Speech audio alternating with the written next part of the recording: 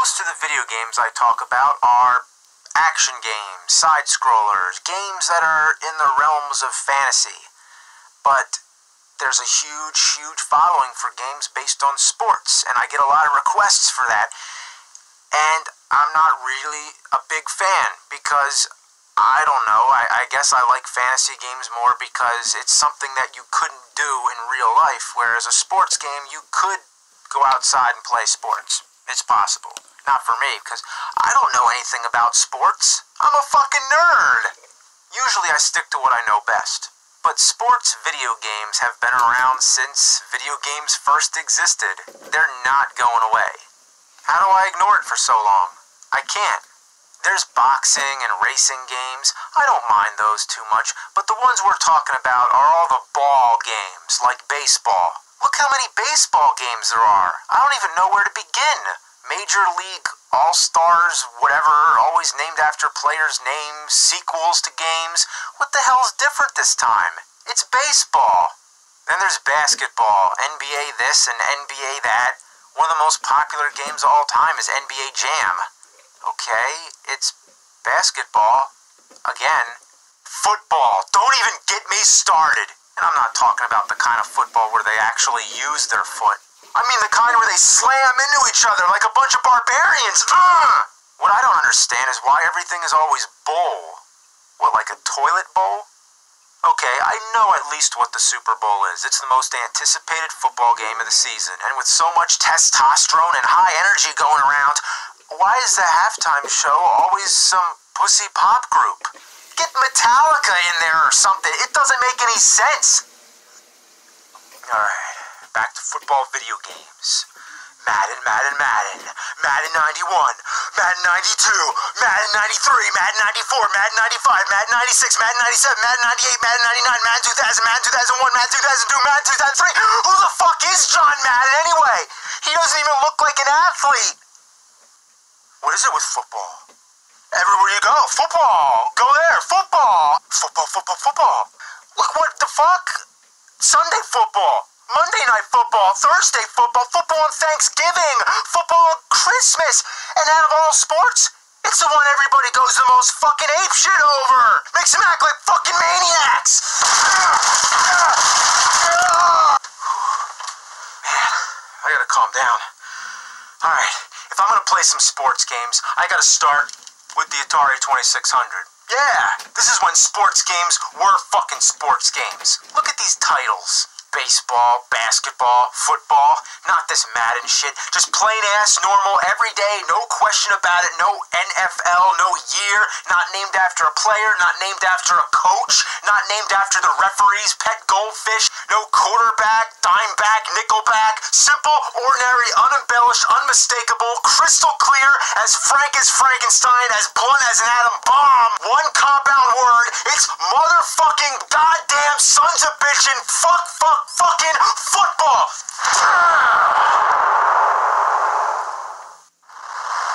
And it's one of the worst games I ever played in my life. Are these football players or are they stormtroopers? Are they wearing helmets or are these microwaves on their heads? Is it Team White versus Team Naked? Is that a crowd noise or is it the sounds of the ocean? Is that the entire field? Yeah, it is. And it's surrounded by water, it looks like. Yeah, it's like an island. It's Football Island. In other words, hell. I'm gonna make it. Yeah! Touchdown!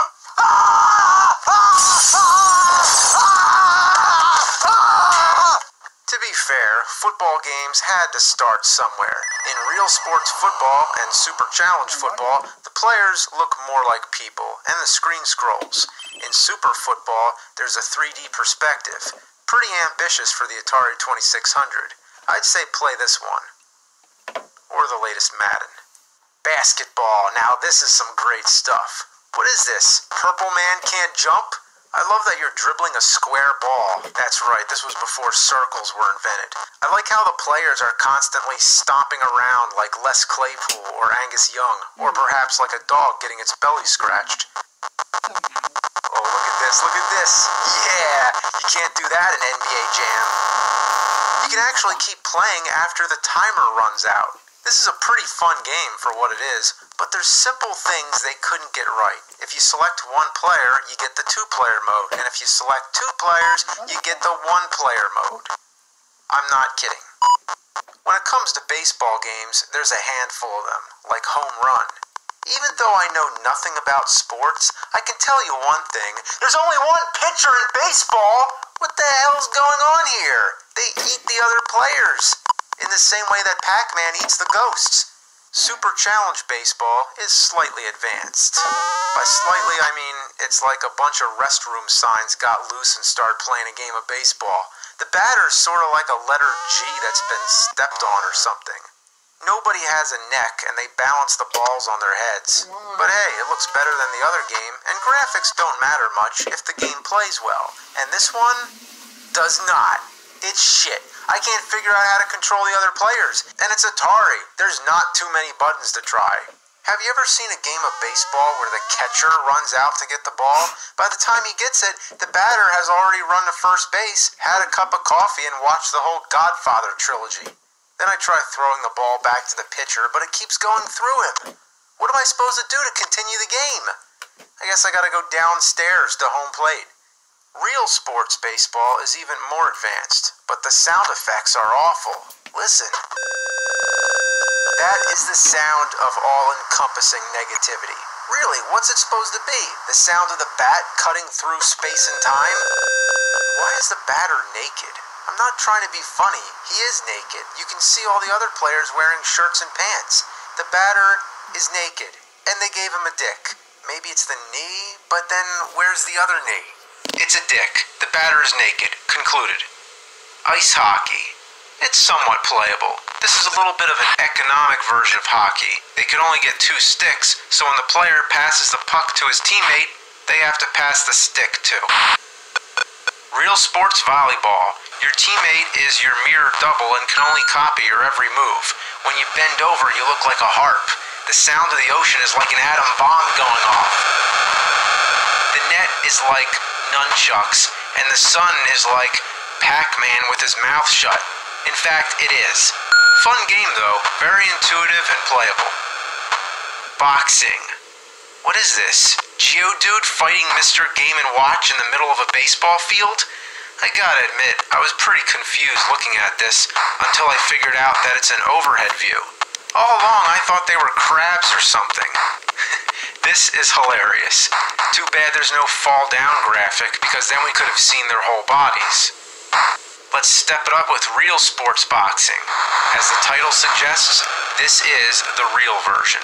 The graphics are way advanced, even though you can see through the outlines on their arms, and when they get knocked down, they look like they've been squashed by a steamroller.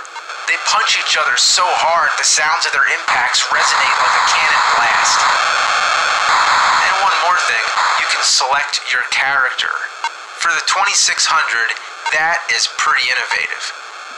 Tennis. Playable, yes. Graphically advanced, no. Is that a net or is it a wall? Could they not make a simple grid? Yes, they could. Real sports tennis actually has a net. And get this, you can enter a name. Not that I care to, but it's another interesting thing to see in a 2600 game. Grand Prix. Yeah, it's pre, but it looks like pricks.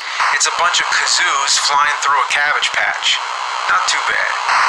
But then try out Math Grand Prix. Your car can't move until you finish a math question. You wouldn't wish this game on your worst enemies. Karate. What's up with your legs? They're multi-jointed. It's like you're fighting on a giant combo. You know, those little pretzel bites with cheese in the middle? Yeah, I'm stretching now. Before there were combos in Killer Instinct, you were mashing the button hoping you'll eventually hit your opponent. It's crap. Moving on. International soccer. Have 45 minutes to spare? Then I wouldn't recommend it. Let's see if Pele's soccer is any better. Oh my god! Oh, man. Which one is Pele? Let me guess. The round one. This is the only sports game I think I've ever played where the controls are so broken it's impossible to score. Even if you purposely let your opponent come to your goal, you can't keep your goalie from automatically blocking the ball.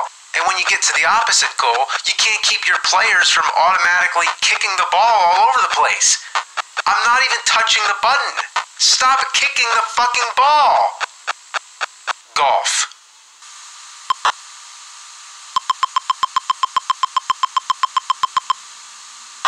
This sucks. You can whack the ball until the cows come home, but that ball is not going anywhere you want it to. Every time I try to hit it, it goes straight up or down. I've tried approaching it from every angle possible. The club is useless. It's like the staff in Dr. Jekyll and Mr. Hyde.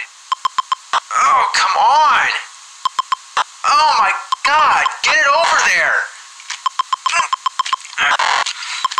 Fuck! And the par is 3? How could anyone do this in 3 strokes? I've actually reached 99 and rolled the counter over to 0. If I can get 3 now, would that count? And this person golfing looks like Mimel the Elf. Now I have to explain. If you look on the United States map, Mimel is an acronym for Minnesota, Iowa, Missouri, Arkansas, and Louisiana. Spells Mimel and looks like an elf, with Minnesota being the hat, Louisiana being the foot. And that's Mimel playing golf. But am I talking about video games here, or U.S. geography? Let's move on. Let's try miniature golf.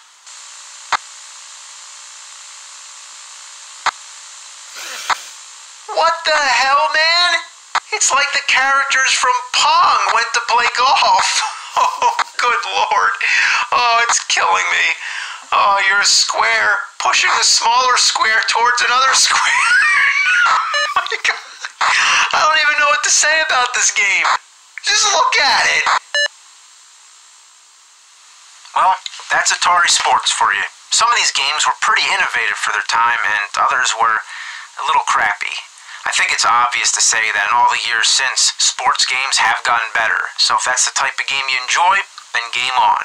Maybe you're the kind of person who remembers which bush to burn in The Legend of Zelda to find the labyrinth, or maybe you're the kind of person who remembers the score to some sports game years ago. Maybe you like to go around in a Star Trek uniform, or you like to go around in a sports uniform. I don't mean like a sports t-shirt, but the same jersey that the players in the game wear. Whatever the case, maybe, somehow, in our own ways, we're all nerds.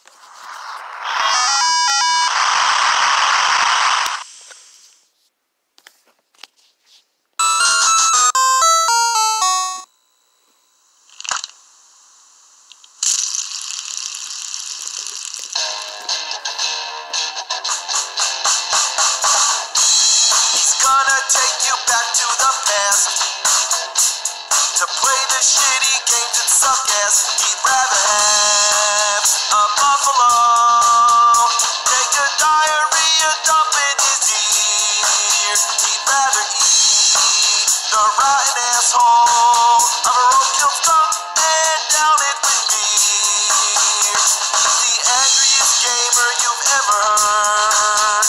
He's the angry Nintendo nerd. He's the angry Atari Sega nerd. He's the angry video game nerd. Here's a story of a little thing that went a long way. It's the Nintendo Game. While not the first portable game console, it was the first to make such a big impact. It was hugely successful. There were some amazing exclusive games like Link's Awakening, which alone made it worth it, but lots of the games were just poor versions of NES titles and shameful, watered-down arcade games. It didn't matter how compromised they were. As long as they could fit on a Game Boy cartridge, why not? The only reason to own Street Fighter II on Game Boy would be to play it on a trip or something. But what about when you're at home? You better own the console version too, because if all you had was this, oh man. None of these inferiorities hampered the Game Boy's success, nor did the monochrome graphics. A lot of people say the Game Boy's in black and white, but really, it's more like 4 ugly shades of green. The screen has no light, so if you try to play it in the dark, you'll see nothing. You'd think it made a big sensation only because of the novelty of it being portable, and that it would soon fade away once the next thing would come along. But no, that didn't happen. And the competition was fierce. There was the Sega Game Gear, the Atari Lynx, amongst others. They all had color and lighted screens, but that scrappy little Game Boy kicked all their asses. It came out in '89 and wasn't discontinued until 2003. During its lifespan, there was Super Nintendo, Nintendo 64, and even GameCube hit the scene before this gray brick with puke-colored graphics finally died out. Also, as famously shown in Nintendo Power, a soldier in the Gulf War had a Game Boy that survived a bomb blast. Even though it was burnt black, it still powered on. You can't stop the Game Boy. They were released in different colors, like black, red, and yellow. They even made one transparent. Nintendo Power made stickers, which are still on my only working Game Boy. Then there was the carrying case, which looked like a giant Game Boy. A whole lineage was started, including the Game Boy Color, the Game Boy Advance, Game Boy Advance SP, which evolved into the DS and 3DS. But it's impressive how long the original Game Boy stuck around. And naturally, during that time, lots of add-ons were made for it, mostly by third parties. These ranged from practical to flat-out ridiculous. And that's what I want to focus on here. The point is, the Game Boy was a long-lived success, and here's the accessories that probably had nothing to do with it. The Super Game Boy was perhaps the most useful, though it's technically a Super Nintendo add-on, an adapter to play Game Boy games on your TV, colorized with lots of color presets and the option to mix your own color combinations. There's border graphics and the ability to draw all over it. A total time waster, but how could you resist? Certain games were specifically made for the Super Game Boy with their own color design and borders. But onto the Game Boy. The first thing that comes to mind is the link cable. It's just a simple way to connect two Game Boys so two players could compete in Tetris, for example. But then there's the 4-player adapter. It sounds cool, but you need 4 people, 4 copies of the same game, and the game had to be 4-player compatible. That's a rare situation. It would be easier to get the band Witchfinder General back together than getting 4 people to play this thing. Then there's the Game Genie, so you can enter cheat codes. You'd think maybe, just maybe, with this being a portable console, there would be a possibility that it would be the only console to not have Game Genie? But nope. What next? Is there a Game Genie for a Tiger game? So when you're playing in public, everybody will notice this big contraption mounted on the top. Just a big flag to say, hey everybody, I'm cheating. I do have to say, it's really cool that it has a spot that holds the code book. Now you have no excuse to misplace it. With all portable consoles, there is always that issue that when you're going on a trip, you always had to make sure to pack extra batteries. You know there's a battery called God Camel and Die Hard? Yippee double A, motherfucker. But you didn't need any of that, because the Game Boy had its own rechargeable battery pack. Sure, you had to buy it separately, but you had the option. But then comes all the weird third-party stuff like the Game Boy Solar Charger. Oh, come on, you can charge a Game Boy with sunlight? So I tried it. You're supposed to lay it out in the sun for up to 8 hours for a full charge. Then you slip your Game Boy in it, you plug the solar unit into the DC input on the side of the Game Boy, and it works. I have no idea how long it lasts, but it works. Well, this is an eco-friendly solution right here. I'm impressed. So when it comes to charging a Game Boy, there's many options. Is there anything else I don't know about? Is there a Game Boy Wind charger out there? No matter how you charge the Game Boy, the screen still looks like shit, and you can't play it in the dark. Well, here comes the newbie light. So apparently it sticks to the top of the Game Boy. So you just clip it on, how's that good? It works. You turn it on, you dim the room lights, or even play in total darkness, and it does the job. But it takes the same amount of batteries as the Game Boy, so in total, you'd need 8 AA batteries. Damn. Then there's the Light Boy. It's the same concept, except this one has a magnifying glass to make the screen appear larger. This one is hard to fit on. You really gotta shove it on there. This time, it only uses 2 batteries, but the light isn't working. Probably broken. Then there's the Light Magic. There must be hundreds of these things. It's the same exact thing as the Light Boy, but it attaches to the Game Boy much easier. Other than that, nothing's different. The light works, so here you can see it in action. It's a nice way to boost the visual appeal, but why not just make a new Game Boy model with a normal screen like everything else? Every version of these magnification light things seem to try to top the other. This one, called the Handy Boy, was released by STD? STD? Who in their right mind would name their game company STD? It's got the light thing. Oh shit. Wow, that just flew across the room. Okay, wow. Oh. Wow, that really sucks. That really sucks. I broke that. It was fresh out of the box, and it broke. Sure, it was old, but it seemed like it was hardly used, so I had to rush order a second one on eBay. This one I'm treating as delicately as possible. This one's actually in worse condition, but the amount of use it got probably made it less stiff. This whole thing is ridiculous. Game Gear never did anything like... Oh, never mind. The good thing about this contraption is that it requires no extra batteries, but there's a light on it, so how does it power on?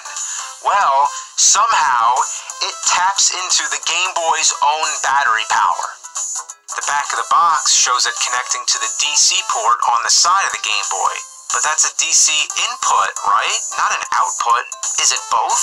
I tried it, and as expected, it does not work. Not only that, but the moment I plug it in, it shuts the Game Boy down.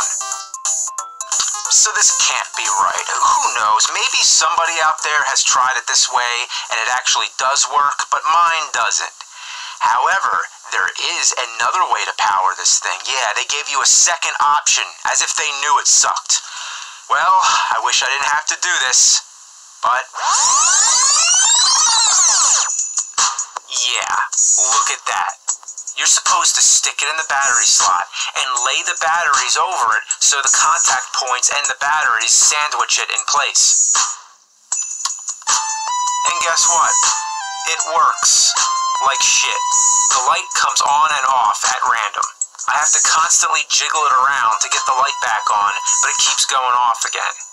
The screen magnification is alright, but as you can see, my glass really needs cleaning. Then there's the controller add-on. What's the point of this? In case you didn't like the controller that was already there? It was fine enough. Why do you need this? Does it add anything to the game? Is it any better? No, it's fucking horrible. It's all stiff and awkward. Who would want to play it like this? The speakers are meant to amplify the sound, in case you didn't think the Game Boy's speakers were loud enough. Because that's what you want if you're in public, right? Like if you're on a bus, you want everybody to hear what you're playing.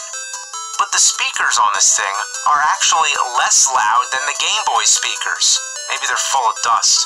There is also the amplifier by Newbie, so the idea of making the Game Boy louder became its own line of experiments.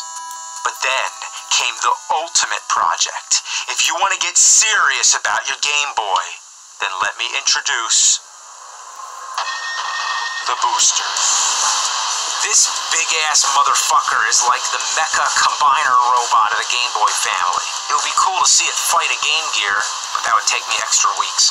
It takes C batteries, but the Game Boy gets to tap into the booster's power by plugging the booster into its DC input the way it should. So at least they got the power situation worked out. It magnifies and lights the screen just like the others. It has a cover for the front with new controllers, but again, the Game Boy's controls were perfectly fine, so why would you need this? Just get rid of it. As for the speaker volume...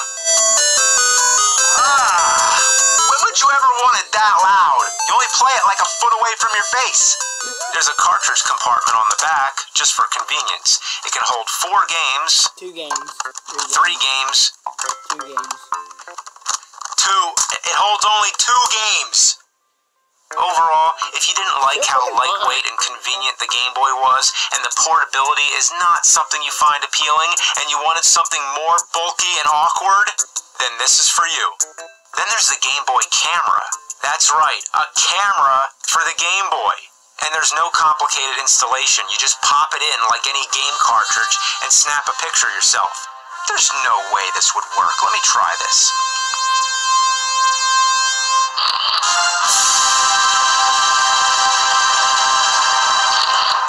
It works. Wow. This is selfies before selfies.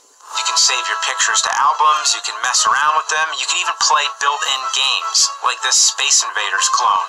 Yeah, it's the most basic game you could possibly play, but hey, why not? For some reason, it has a suicide button that blows yourself up. Come on. Then there's all kinds of weird random games. Ah, what the hell is that? The more you play around with this, the more strange things happen. But basically, it's a camera that's a Game Boy cartridge. Oh, I wonder if it works on Super Game Boy. It does.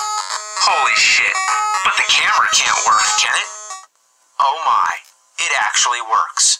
But if you want to take a picture of yourself, you have to turn the Super Nintendo around.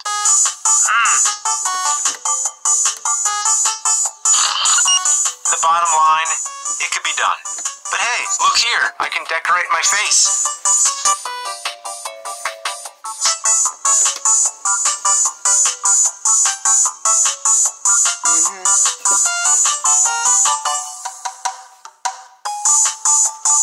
Now, this is too much fun. Also, there is a Game Boy printer, so if you want to print the pictures, yeah, that can happen.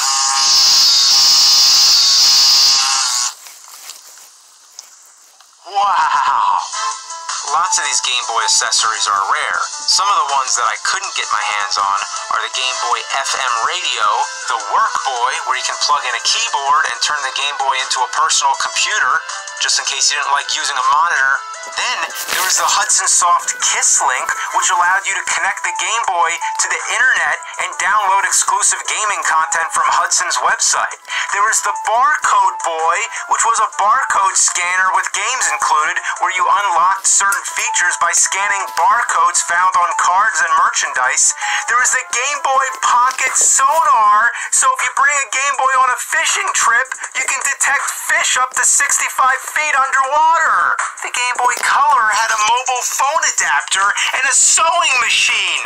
I repeat, a sewing machine that came with a game cart where you choose a sewing pattern and then the machine sews the pattern. There were also Game Boy shoes.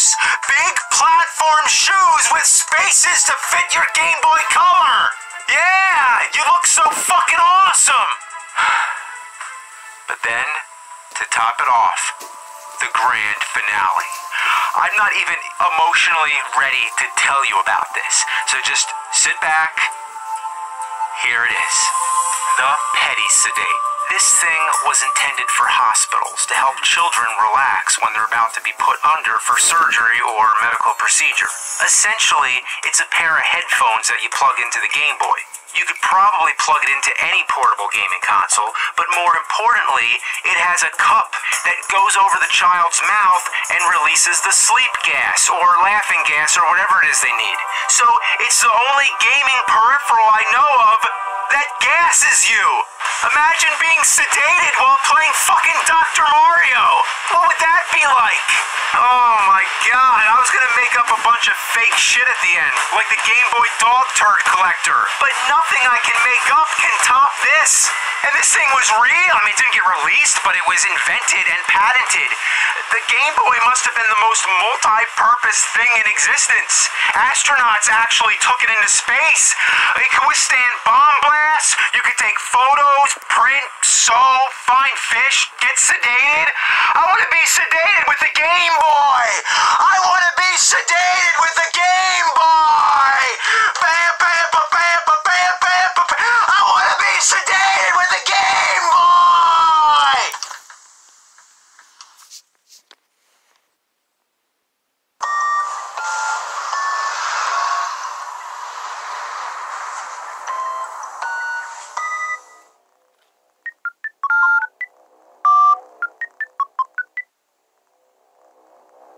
Ass!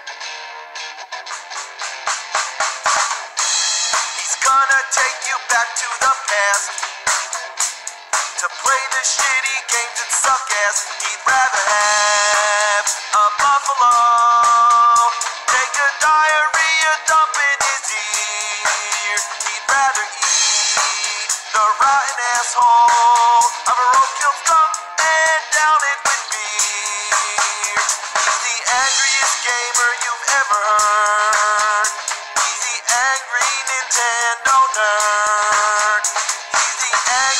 Atari Sega nerd. He's the angry video game nerd.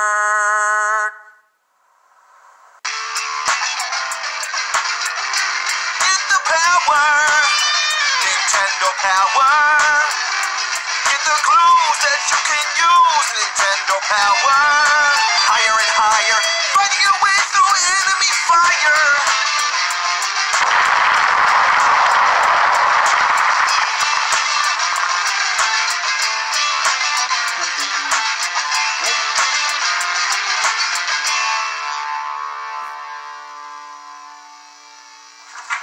It's time to chill out. Nah, don't worry, I'm not going mellow on you or anything like that. And next time it's going to be a game review again. But for now, I just want to take you back to one of the most important parts of my childhood, Nintendo Power. You know, today there's internet. Anything you want to know about any game, you just look it up. But back then, your only source of information was magazines like Nintendo Power. If you had a subscription, you were the man. One of your friends will be breaking their balls to beat some game and you'll be like, oh, I know how to beat that game, or I know a code. That's because you had the power. Nintendo Power, motherfucker! When it landed in my mailbox, issue 1 was the most mind-blowing thing I've ever seen. Just opening up a page to a map of Metroid, it was so helpful. That game made you feel like a rat in a maze. Then there was the Super Mario Bros. Unlimited 1-up trick, the famous Contra code that gets you 30 extra lives, and how to skip to Zelda's second quest. All in this groundbreaking issue, from front cover to back, it is absolute classic. The one thing that used to piss me off was the NES Achievers section. It's just a bunch of nerds showing off their high scores. But how do you prove it? You gotta take a photo of your screen, and nobody really knew how to do that. I mean, remember, there were no digital cameras back then, so you take the picture of your screen, you have no fucking clue what it looks like, and there could be like 20 other pictures on the roll, so you either have to like waste them all or wait till it gets finished. You get your mom or dad to take it to the store to get the picture developed. It comes back, and what does it look like? It looks like fucking shit. So Nintendo Power printed some guidelines basically saying, look, dumb shits, this is how you do it. And if my game said cheese, I think I'd shit my pants. And if I was wearing that, I'd have problems. Nothing brings back memories like breezing through an issue of Nintendo Power. Remember when the Nintendo 64 was the Nintendo Ultra 64? Remember when the piece of shit Virtual Boy was called the VR32? Remember the NES Satellite or the SNES Catapult? Remember Star Fox 2, the game that never saw the light of day? Remember reading about the new shows coming out like Captain N and the Super Mario Bros. Super Show? Remember that shitty movie The Wizard and that fucking dumbass Super Mario Bros. Movie? Man, I remember reading about that and being so excited, I couldn't wait to see that movie. But it was just like waiting for a buffalo to take a shit all over your face. Another thing powerful about this magazine was the power to know what games were coming out. But only if we could read between the lines we would know how shitty they'd be. This one says, in-depth playing tips on the horrifying sequel to Castlevania. This one says Back to the Future has that distinctive LJN style and an interesting timer. Wow, they knew it was bad. Another classic section was the top 30, in which they'd list the most popular Nintendo games. I don't know what Ninja Turtles was doing at number 1 for so damn long. But anyway, it was only NES for a while, but then they started doing the top SNES and Game Boy games. They even had a top 5 for Virtual Boy. That's just hilarious, because that's almost the whole library of games for that fucking piece of shit. The covers were always exciting to look forward to. This one gave kids nightmares and parents complained. I thought it was awesome. And I never noticed that face in the background till today. This one's cool because it's an owl, and owls are cool. But this one really sucks. Why is it all gray? I mean, what the fuck kind of cover is this? Oh, well, what the fuck? The illustrations were awesome too. Even if I didn't have the game, it was fun just looking at the pictures. Here's a page on Clash at Demon Head. Just a nice page, everything's fine. But then there's something that bothered me. What's this? He's flipping the bird. He's giving the finger. And I'm not making this up. Well, this one's kind of intimidating. I mean, what's Dracula's problem?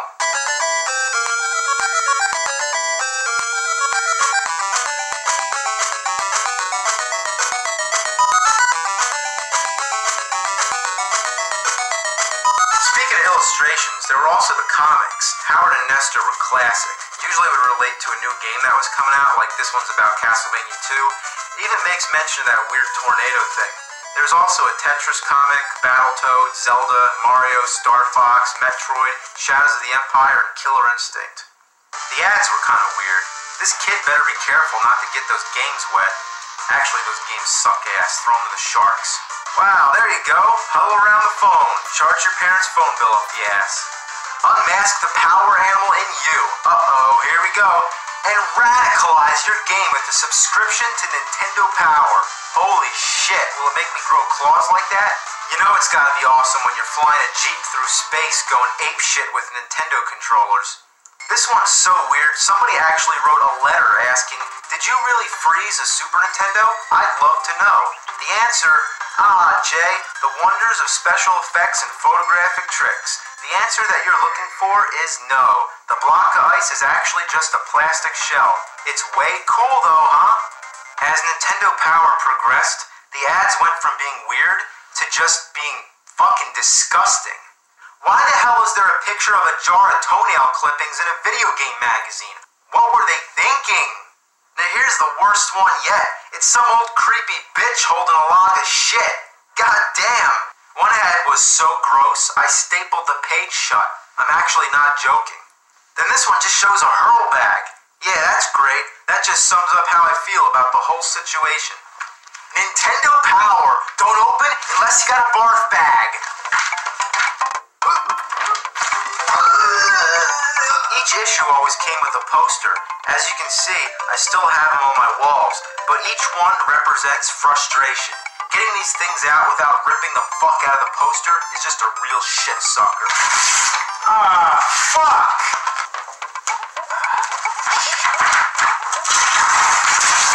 Fuck. Eventually they started putting staples in the posters. Fuck!